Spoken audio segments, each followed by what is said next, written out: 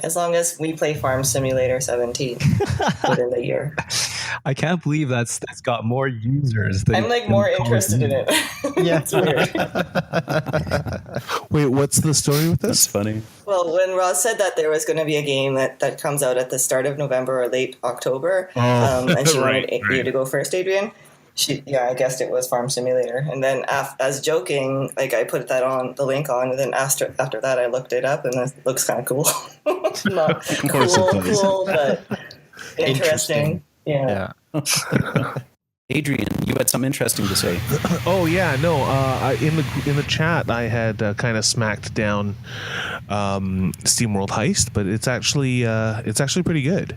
And I dug out my Vita, and I fell into a Lumines hole again. So I'm playing some more Lumines. Nice. Oh, it's so good! It's so goddamn good. Yeah, Does that make you want to get Thumper at all? Oh yeah, I am down for Thumper. Super psyched about it, and I think that once, like when we eventually get the PSVR Mark II or whatever version we end up settling on, that's definitely going to be a day one purchase. Nice. That PSVR, that thing is going to smell like the gnarliest hockey helmet by the end of summer. I can't even imagine the thought of it again. Does it cover your whole face? Wipes are for? If you can smell it? Well, it's like on your forehead and the back of your head, and it's kind of foam padded, so it's going to absorb, nerd sweat. Wow. Well, and you're going to be looking around all the time and sweating. Doesn't it have like a leather finish though? Not to my recollection. It seemed fairly absorbent. Ew. Oh god. Yeah, they had those weird face things that you could put on underneath it so that when you're trying it in like a game convention setting, you're not getting other people's sweat on you. Ew. That's horrible. Those are like those little panty liners when you try on bikinis. Yeah, Oh man. with How do holes you for know your about eyes. those? Not sure why Justin knows about that. Look at I try on a lot of bikinis. Don't judge. I'm Can I have a Scandinavian. liner, please? That's Justin. Did you see the demo stations at Metrotown? No. Yeah, Yeah, they've got VR demos there, and they wipe them down with Lysol wipes instead. They don't have no panty liner thing. yeah. Bring your own. I like the Maybe boring that's how alley I spray. got sick. Oh. And hello, everybody, and welcome to episode 7 of the Backlog. Today, we're going to introduce first our co-hosts. You've got myself, Justin. To my left, we've got Brett. Hello. And to his left, that's not true. To his right, we've got Roslyn. Same room, Hey. still can't figure it out. Sorry, Roz? Hey, Perfect. And let's see. Well, across the ocean this time, on a beautiful little island with no poisonous bugs, we have Alissa. Aloha. Awesome. And still stuck in the lower mainland, we've got Dan. Hi. And across a much smaller ocean, we've got Adrian as usual. Yeah, I'm not the only maritimer. Not this time. Not this time. So, Adrian, this Yes. was your pick. Your time has finally come. Oh, yeah. What is the I've game, been and why did you waiting pick for it? the power. So I chose Hyper Light Drifter, and I've been looking forward to this one for a while. It's gotten a lot of really, really good press, and so I was kind of excited to play it. And it's more actiony, which is a kind of a departure from the last two story heavy games that we played. So three story heavy games that we played. So so just a little bit about this game. It was made by a fairly small team. It was called Heart Machine, and this is a reference to the creator and the team lead's congenital heart defect and all of the time that he had to spend in and out of hospitals and all of the medical equipment that he relied upon to not die. The rest of the team is made up of some alumni. There's from Samurai Gun and notably the composer from Fez. His Disaster Piece was his name. Other interesting things about this game, that it was originally a Kickstarter, so there were and you see them in the credits. There's something like 21,000 supporters. They funded in a day. Their original goal was 27,000, and they raised over 600 grand. Yeah, and wow. Yeah, wow. Yeah, it was pretty hardcore. They ended up canceling the Wii U and Vita ports for it, and all those people who kickstarted for that would be able to get it on whatever system they would want anyways. But it's just it took so much time, and this, he's citing his health problems as well. So I guess he's taken a turn or whatever.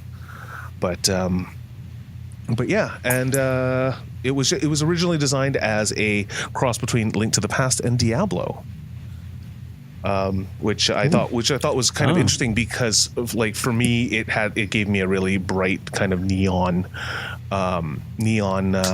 Hotline Miami kind of look. I found it very visually impactful and striking. So it's a really kind of sparkly game, not like Diablo, which is a gloomier kind of game. But what do you guys have to say? Yeah, I kind of noticed that too. Yeah, right off the bat, I kind of got this sort of weird retro vibe to it. It reminded me a lot sort of like a darker version of Fez with a bit of Destiny in the setting, I guess. But more specifically, it kind of looked like that old, this really old game called Another World or Out of This World. I don't know if you've ever heard of that. I guess some of us who are old enough will have heard of it. Yeah. Only heard of it. Yeah, I played it. Oh, me too. Ouch. I haven't heard of that it. to be me. Yeah, the art style in it, everything seemed really deliberately square, if you've noticed, from the trees to the terrain and even the special effects. There weren't a whole lot of circles in it and stuff like that.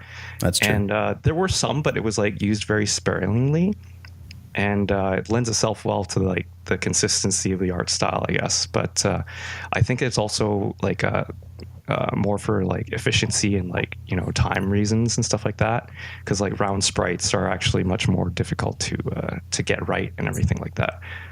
So yeah, as a pixel artist, I noticed that there's a complete lack of anti-aliasing. Everything had this sort of a high contrast sharpness to it, and very rarely you ever saw anything ever in a third or in between color to it. It was also all just one or two colors kind of look to it with high saturation colors and values through the whole thing. There weren't any soft edges or anything like that. I thought that looked pretty interesting. Yeah. And you were telling me about, sorry to cut in, but you were telling me about how the animation was very, it's pretending to be a little bit 16-bit, but it's actually quite sophisticated, and there were more in between frames than it led to, than the person would perceive without training. Yeah, I noticed that too. The animations were really smooth. They had a lot of frames in it, but a lot of it was actually faked. They have a much higher resolution than it actually is. So when they do a lot of the frames, there were little parts that would kind of slide around to get the more smoother looking animation instead of from pixel to pixel. I thought that was really clever. Yeah. That you were mentioning the color palette, both of you. That for me was one of the most immediately striking qualities of the game. They weren't afraid to use hot pinks and pastels, kind of neon turquoise greens. Really worked for me. I love that. Just brought back my 80s childhood and spandex and the movie box art of those days. I was all over it. Why'd you bring up the worst parts of the 80s? Says you. The limited color palette kind of bothered me a little bit once in a while, just because I wasn't sure what I could interact with and what I couldn't, and what was an object and what was just background. So that bothered me a little bit once in a while. Yeah, Then I agree with that. Later on, once I figured out that there was a little square showing, like indicating where there would be a hidden pathway, that too was like. But there's a lot of, as Daniel said, there's a lot of squares in this game, so it was really hard to pick up on that until close to when I was putting the game down. Oh, me too. Yeah. Oh, wow. Right near the end is when I noticed that. Huh. That's, I picked up on that fairly early, but it didn't occur to me that this sharpness, that this this decidedly pixelatedness that Dan's mentioning was part of that, right? Like I just always noticed that there was a little thing off to the side or whatever, and just go here. Yeah, I noticed also the trusted giant it, though. robots in the background, like that from the, I guess, the war that had happened before we start the game. But there's all these like giant robots that look like they have collapsed or shut down, like on next to a mountain or in the water or something like that. And that was really cool. It really reminded me of like the Ghibli, the robots in like Laputa and stuff like that. So Oh it was yeah, really cool. totally. Oh, interesting. Oh, and Evangelion too, especially at the very beginning when you see like those giant robots like right in front of you. Oh yeah, totally. Very I wanted cool. to ask Ross? you guys. Oh, sorry. I was going to say those robots reminded me of Overwatch and the last Bastion. Oh, yeah. Yeah. He was all like decrepit and covered in moss. Cool. Yeah. I got distracted a lot from like the backgrounds and it wasn't paying attention to the fighting I was doing, and I died a lot. As tends to happen with these games. I was not some of confident them are going into this, but yeah, the dashing thing I could not master at all. But maybe, Dashing was hard. Yeah, gameplay was not good for me. Not easy, definitely. Well, in gameplay, that's that's really the core of this game, at least for me. It was fluid and it was concise. It was obvious that they wanted it to be a challenging game where you would sort of learn and grow, and there was an upgrade system to support that. But it wasn't a forgiving game you made us play, Adrian. No, it was. Well, it's and we should definitely- also mention. You should also. Oh, it's okay. Oh, you should also mention some of us didn't play on the same difficulty. Oh, yeah. Right. Yeah. Depending on what platform, what platform you were playing on, then you got to either choose your difficulty or you had no choice. Yeah, had I known there was a choice on the non-PlayStation version, I would have absolutely gone onto the PC. But going in blind, I had no choice but to just go through the level they gave me. I actually kind of don't regret that anymore because it started off difficult, but eventually it worked in the favor of like, this is what the designers intended, and it felt that way. You could feel it. And you got better at it, which I loved. Yeah, totally. That was exciting. And that's what it really is. It's cool. Right, like since Dark Souls came out, I've been really into this whole die a lot to get better kind of gameplay, and what these things that are just so imposing and so devastating to you when you first start playing the game. If you go back to old areas, you can go through an area that would have just wrecked you, and you went through 20 times before. But now you even though you're not that much stronger, you can just breeze through it because you know the game better, and you can feel yourself being better. Well, and I think that's where a lot of comparisons to Dark Souls really comes from is, I mean, yes, in Dark Souls and games like it, there is a lot of sort of character progression. You were getting objectively stronger, but a lot of that kind of game was studying the enemy, knowing how its attacks works, knowing how your attacks worked, and being able to use all that information and execute on it. Rather than you just objectively, I got a more powerful sword now, so I do more damage. You kind of progress in just sort of player knowledge, and that enables you to be a better player at the game. Yeah, absolutely. So does anyone feel like they got better? I certainly feel like I got better, and that was exciting. 100%. Yeah, totally. I remember at the very beginning, it was like, oh my God, I'm running out of health kits.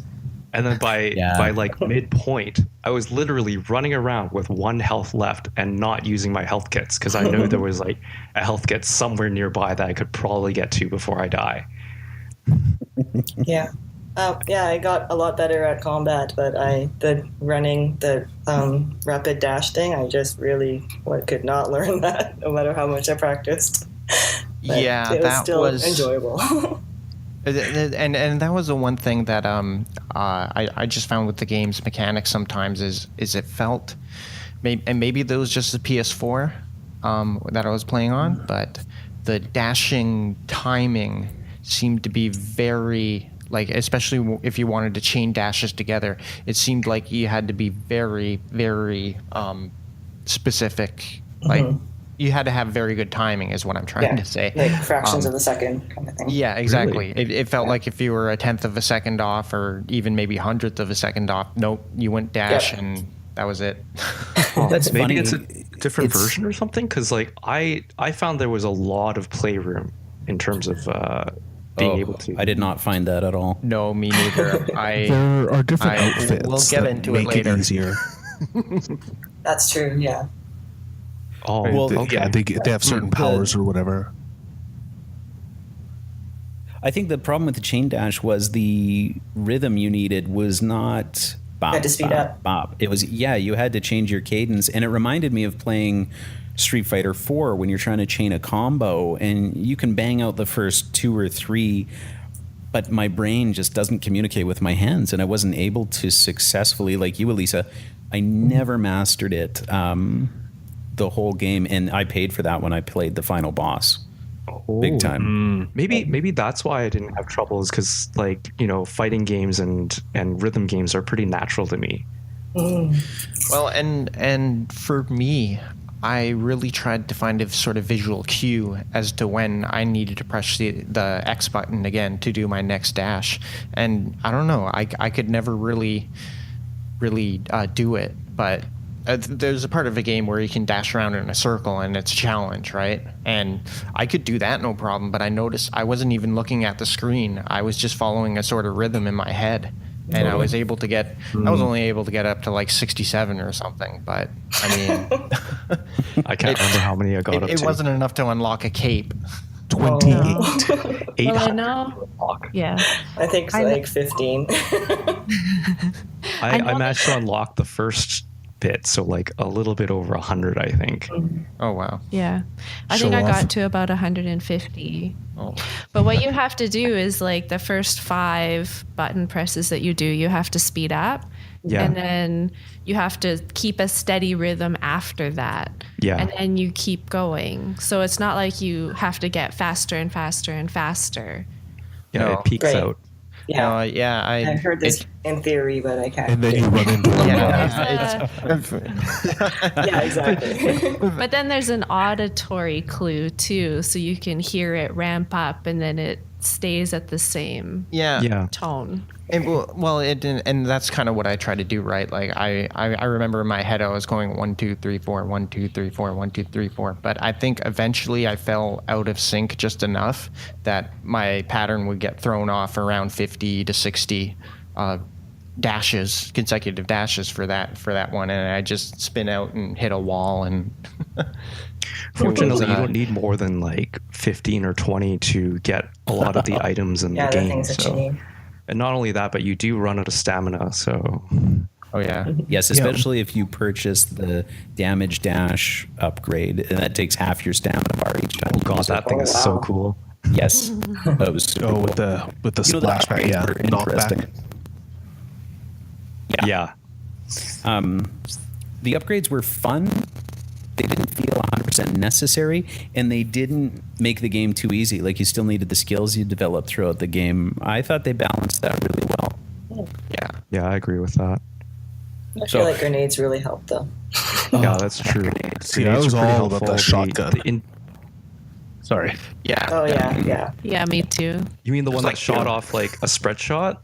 Yeah, the Yeah. 3 bullets, I think. Oh yeah, Yeah, I didn't that find was that one pretty that useful. I found Oh, no, the man, one boss that shot fights. the single super powerful bullet. That one did like 3 or 4 damage per hit. That was crazy. Yeah, I think Dan, that- you got to come to our side. The shotgun is the place. to Yeah, go. the shotgun. Yeah. The shotgun does 5 or 6, but you have to be like right up close to get it off. Oh, I see. Yeah. Yeah, I was not much of a close ranger with my weapons. Only the sword. Yeah, that I kind of struggled with the sort of the gunplay. I guess it felt like it was either okay, you need a gun to be able to solve an environmental puzzle, like hit a Yeah. switch, Yeah. or Yeah, it felt more like a tool. yeah, it yeah. felt like it was especially like unless except for the shotgun, all the other weapons. They just kind of felt like, okay, this is too slow. I'm just standing still and I'm going to get hit. The shotgun. I used the railgun when just before you meet the boss, and I know the boss was like just right in front of me, just off screen. I would shoot the railgun up just to get one hit in before he started hurting me a lot. Nice. Yeah, that's when I used my grenade. Nice. Save my grenades for later. Did anybody, and this is an issue I have with games like this, where they demand very particular movements, very particular control. Yet I would get stuck in the environment all the time. I would get stuck on the other end of doors, portals. Mobs would get stuck in the terrain, and I couldn't clear them, so I couldn't clear an area. Did that happen on the console a lot for you guys? Huh. That's interesting. I Mobs mean, would like get stuck on? they'd get caught like on a bush or something like that, and you're like, I can't reach you. Yeah, and you can't kill them. Oh no, I didn't have that problem. Yeah, I never had that had a few problem. glitchy things happen. Yeah, I noticed had a one few glitch. glitchy Well, my things kids happen. noticed one glitch where a squirrel was stuck under a rock and wouldn't move, and I was trying to scamper away, but it couldn't move. And then when I reloaded that screen, the squirrel was moving, so I thought that was the only time I noticed something. Oh man, I must be way too sporadic. That's what I was doing. It was my fault. Yeah, it might be your Because system. I remember one encounter.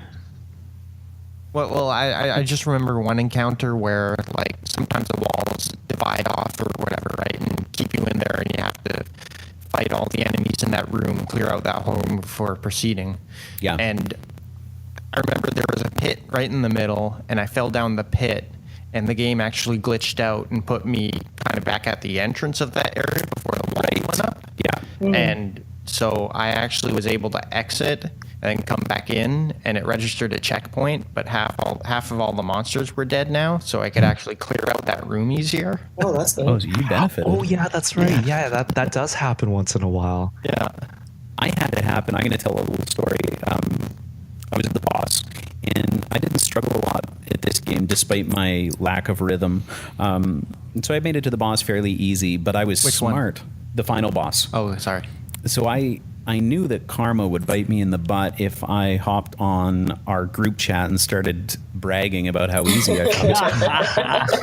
So I kept my mouth quiet, but I still paid for it when I got to that boss. I was about 40 deaths in, livid, like white-knuckled, and I finally get him down to 2 cubes of life, and I do this goofy dash, trying to get away from his pink beam, and I end up on the other side of the door to the boss room. What?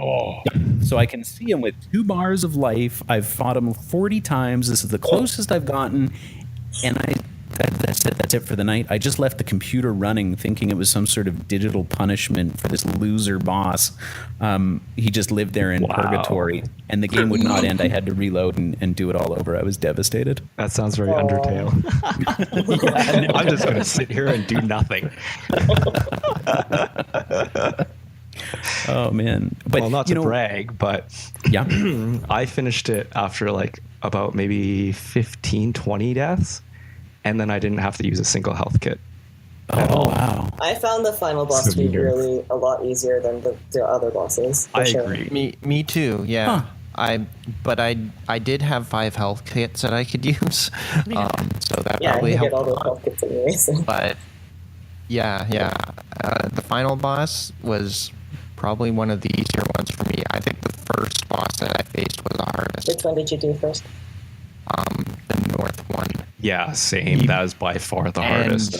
And when I beat him, I shouted so many profanities at the screen. I was kind of beside myself. I didn't realize just how angry a game could make me. It's kind of interesting that way, because usually when you beat a boss, like after so many attempts, you're like, finally, I did it. I feel so proud of my accomplishment. But this case, no. Yeah, it was like angry. There's a threshold, because I remember there's a south area where there's 3 mini bosses, and the one with the scythe that twirls it around or whatever. Oh, I love that one. That took me maybe about 5 times to kill him. But when I beat him, I was like, yes, like I felt like I actually did well.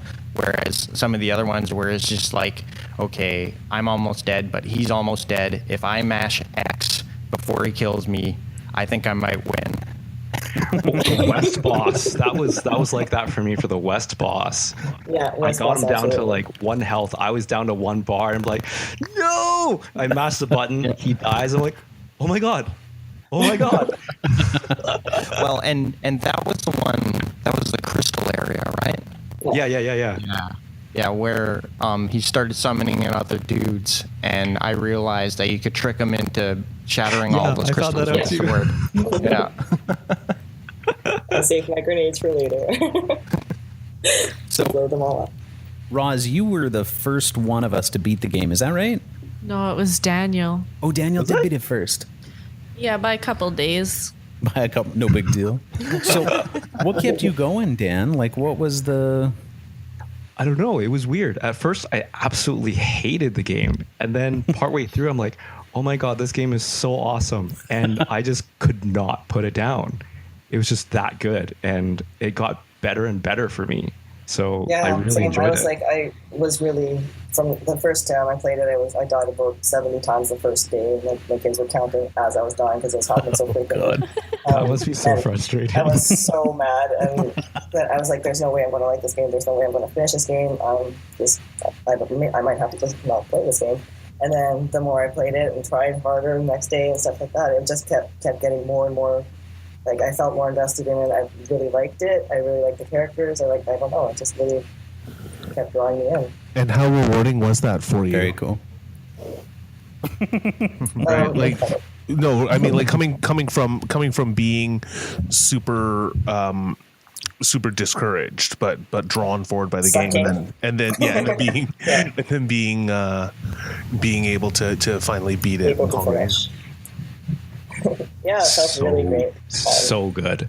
Yeah, the ending was a little bit bittersweet for me, but maybe for everyone. But story-wise, I mean, but yeah, the accomplishment feeling was pretty good.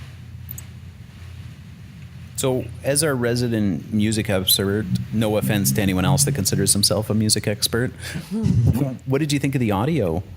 Oh, it was really nice and atmospheric. I think it kind of reminded me of Stranger Things. Like, maybe it was the 80s feel of it a little bit, but like the dark mood was really nice. And Tron. The one thing yeah, definitely. The one thing I thought was that I wish there was more impact, more of like a faster rhythm in the final boss part, because there wasn't, and it didn't feel very exciting compared to like typical final boss themes, I guess I'd say. It was pretty quiet and just very minimal. You know? Yeah. So, yeah, Sorry, I don't mean to jump in right there, but No, I totally agree with you that like the I was final like, is boss this really like this must be his like first form, because it's not it's not heavy metal yet, you know. But yeah, the final boss didn't really feel like a final boss because there was no like big overture or symphonic theme or something. You know, there was the music was there. It just I struggled to remember any of it though. You know. Yeah. Bingo. Same. Yeah. I really like the forest theme. It's really good. I couldn't even recall it if I tried. They did do a good job once in a while when you were on the map and you go around the corner and you'd see one of the carcasses of those old Titans, and there would be a musical cue, and I loved that. But yeah, I felt myself wishing there was more, like amp it up a little. I think it was deliberate because a lot of it was very subtle. So it was just kind of like in the background, but not really there. It just kind of sets the mood, and then the rest is like, up to you to kind of, fill it in, I suppose. It wasn't there to take over, you could say. Right. It was just Similar kind of to there. the dialogue, I guess. Like Yeah, the voice exactly. kind of interpreted. Right, and well, that kind of even just goes with the story as well. Like it's kind of I guess it's kind of amazing how there are so few words I don't think really any words were used to express any of the story. It was all images and videos, and even when you talk to characters, you were just shown pictures, and it was kind of left to you as the player to sort of interpret and kind of infer what happened. So it does feel like a sort of an epic story. You feel like some sort of hero, and you are conquering some sort of evil force, but you don't have it.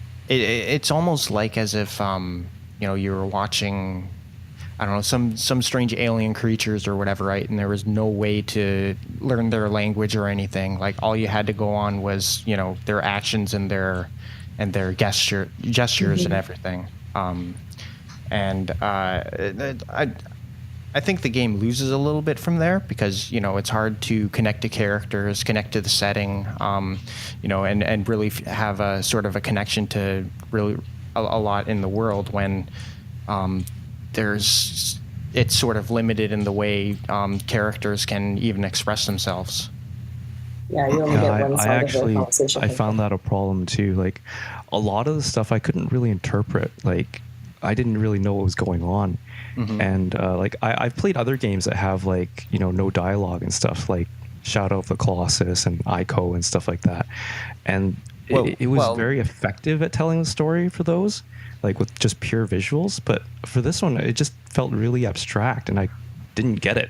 Well, Shadow of the Colossus had a godlike figure sort of telling you what to do. There was some kind of dialogue, though, right? Yeah, very minimal though. But the rest of it was really up to interpretation, and same with Ico. And it was just like, I don't know, maybe it was just more direct, so like it made more sense. It was less surreal, I guess. This one just, I really didn't get it.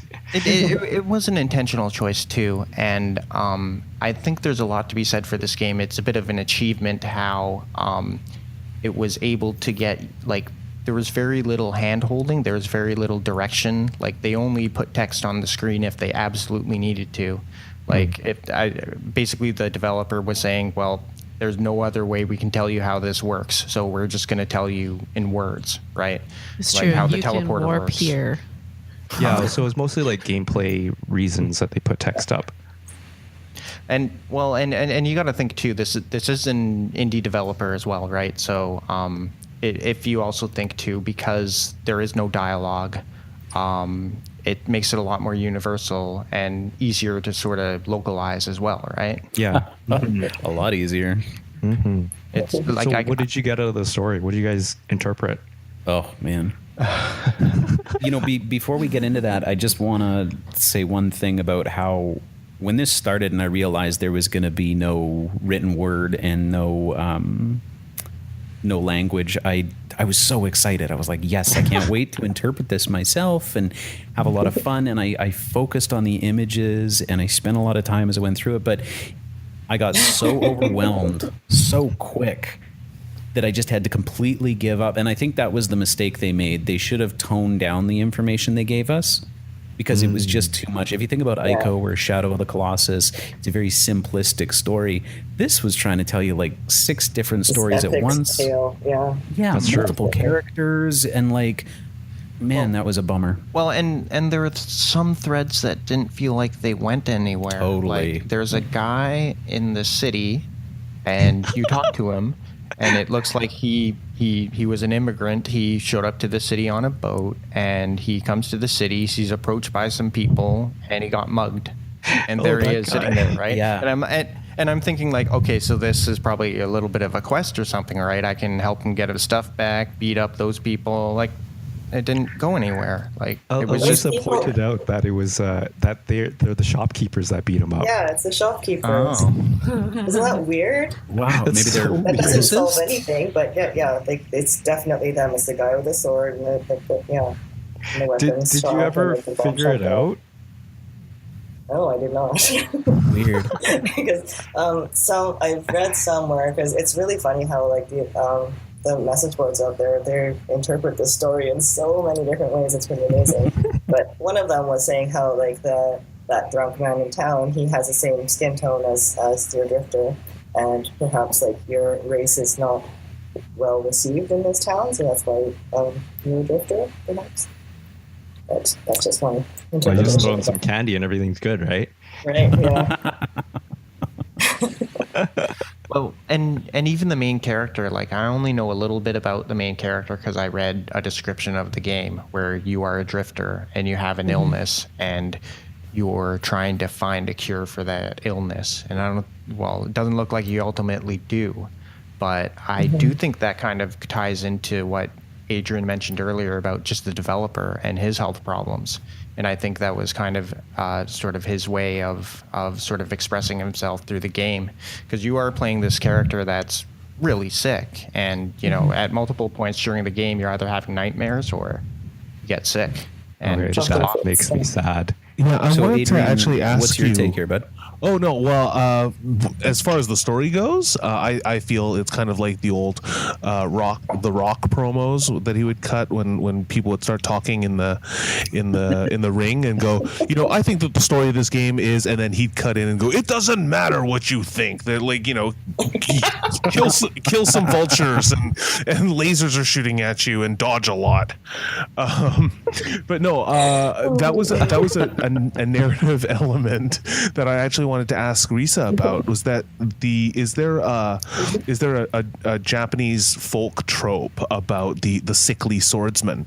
Because it kind of reminds me of Tachibana Ukyo from Samurai Showdown 2. He's got like kind of a tuberculosis thing going on. And when he wins, he coughs up blood. And I wasn't sure if there was like a thing. Right, yeah. Yeah, I wasn't sure if there was a thing I don't about think that.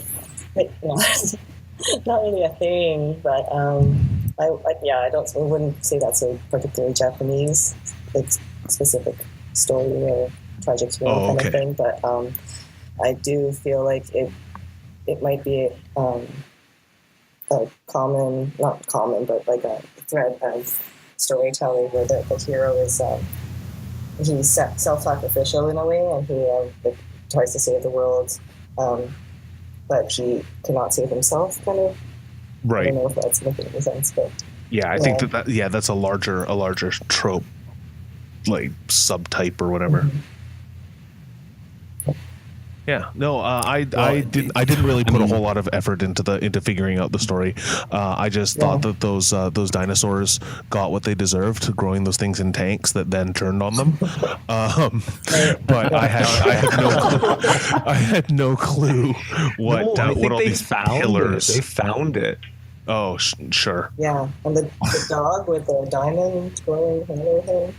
Yeah, follow the dog. Yeah. Poor Follow the dog. dinosaurs. Dodge a lot. But then the dog goes into the house at the end, and then, well, not the house, but his like monument, and then gets stabbed, I guess.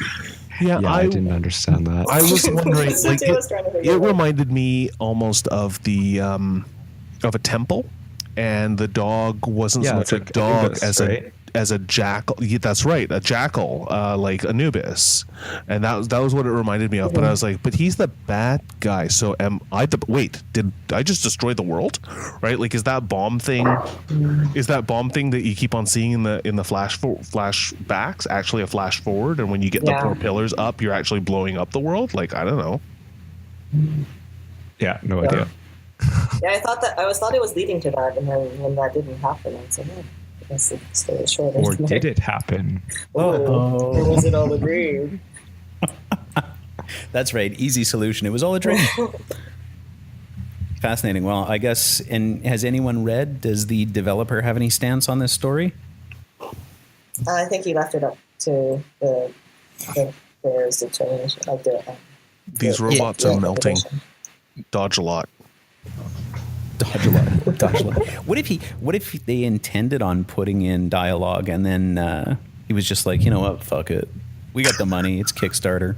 It's all good. We're Yes. done. That's how so many design meetings end. Fuck it.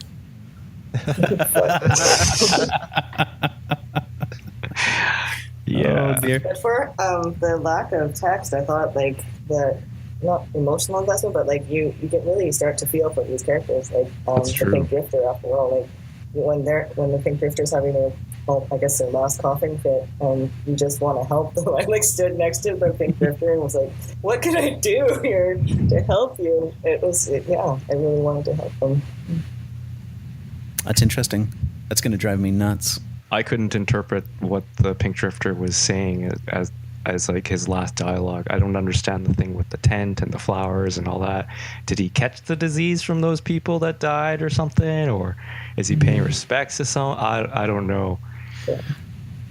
Well, and kind of what I touched on earlier, it might just kind of even be a bit of a allegory or something for the developer. Yeah, that's true. Like I said, just sort of if the developer is the protagonist, then the game or developing the game is this journey that Drifter went on or whatever, and That's an it doesn't- interesting way of interpreting it.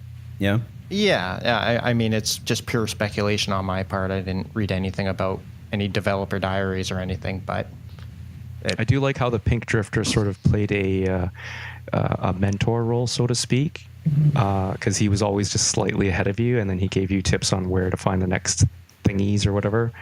Yeah. And then he's kind of on the same journey as you too, which is kind of cool. So, does anyone have any else to add to the story discussion? I think most of it's already been said. Or nothing's been said? It was all good.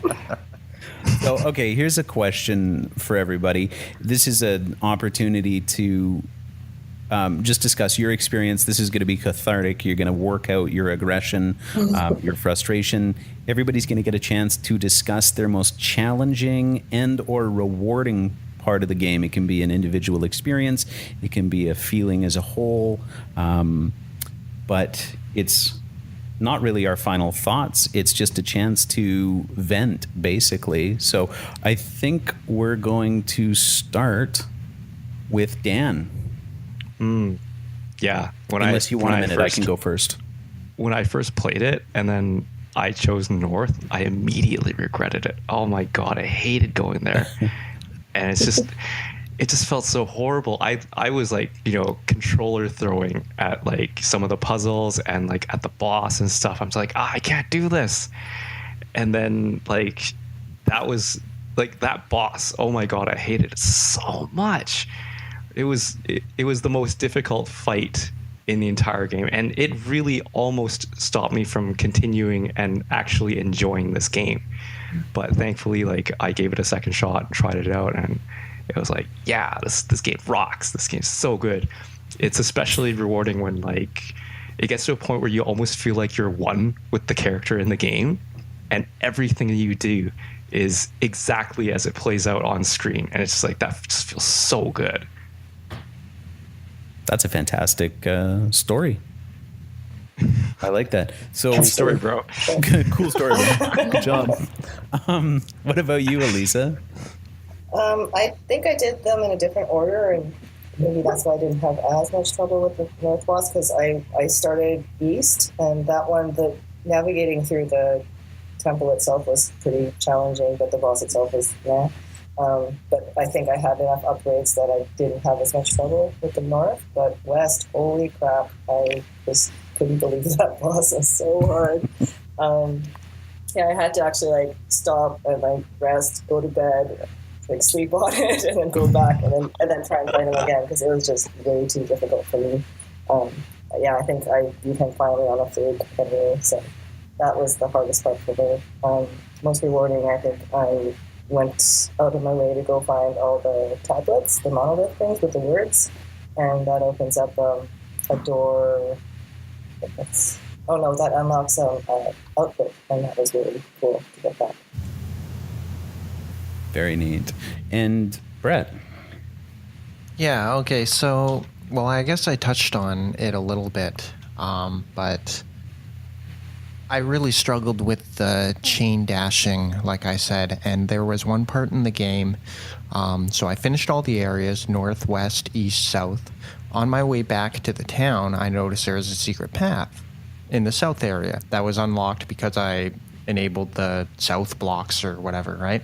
So I went in there, and it was one of those falling floor puzzles, and so I needed a chain dash, and I don't know what it was, but I could not get that chain dash going.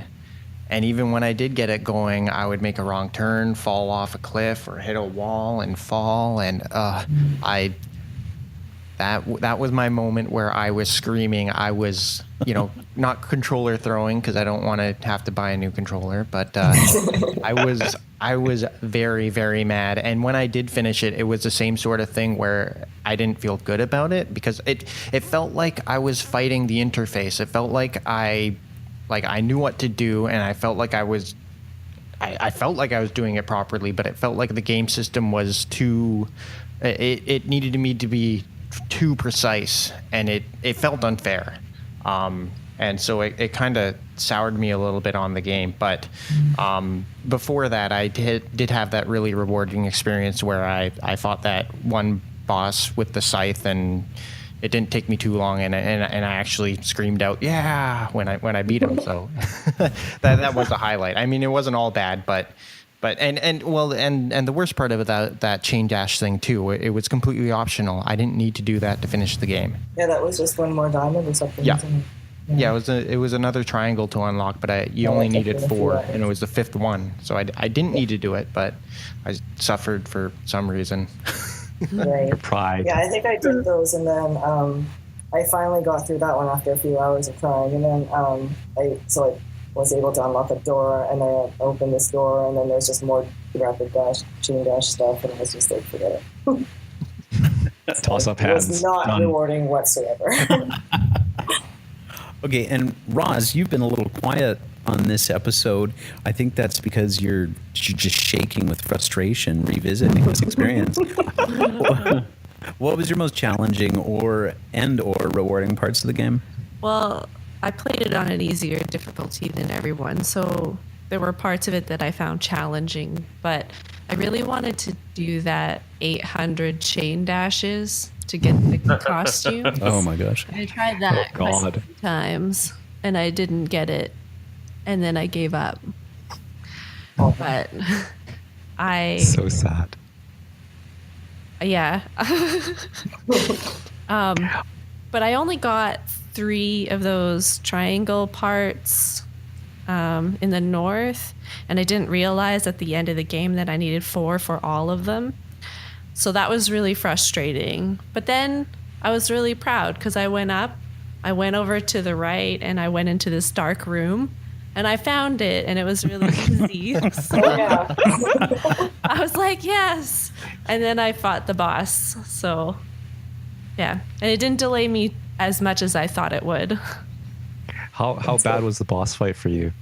Not very bad. I kind of figured out his pattern pretty quickly and knew where to go to avoid the majority of his attacks. So in other words, you did better than Justin. Well, at one point, I was sitting there watching him, trying to tell him what to do. And then I was like, I'm just going to leave the room. Oh, brutal. That was probably a good choice. I guess that's going to lead into me here. I wasn't actually going to pick the box battle as my most challenging and rewarding part, but it probably was. I'd had a pretty easy ride through the game. I hadn't been challenged a lot. I did play it on the hard difficulty setting on Steam. So when I got to the boss, I thought, this is going to be the culmination of my experience. It's going to be all my ability, and I'm going to roll through this guy 3 or 4 lives, no problem. And then I hit this wall, and this happens to me in games like this. the skill I lack in life and video games is patience. You know, I could see his pattern and I could take advantage of it until he was down to like a quarter life. Then just something in my lizard brain takes over and is like, just go for it. Get in there and take him out. And it never worked. And you'd think after 2 or 3 times I'd learned my lesson, but I didn't. I kept doing it over and over and over until I had to actually turn the game off, go to bed, and try the next day. The next day, 20 lives in, I was able to restrain myself enough finally to end this torture. But all in all, it was, incredibly rewarding and fun experience. But that final boss, my goodness. Man, I could feel your frustration from here. If only I had some restraint. Yeah, exactly. Totally. Watching myself fail over and over again, knowing that I'm the reason it's happening. It was frustrating. Well, it's a good thing you weren't playing on PS4 because it records the last 15 minutes for you. So, really? Save that for all eternity if you want. Okay, and Adrian, your game, you're going last here. What was your most challenging and/or rewarding part? Well, geez, I had real trouble with actually there's a set piece battle right before you get your first chip in the north, and it took me quite a long time to get around that, and it wasn't anything special. It had a couple of the vulture mages and a couple of those guys that take off two life at once, and it was fairly early in the game for me, and I hadn't quite wrapped my head around how it runs. So getting through that gelled the mechanics for me and kind of set my expectations for the rest of the game. Right, and I agree. I actually agree with Dan. First boss is hardest boss.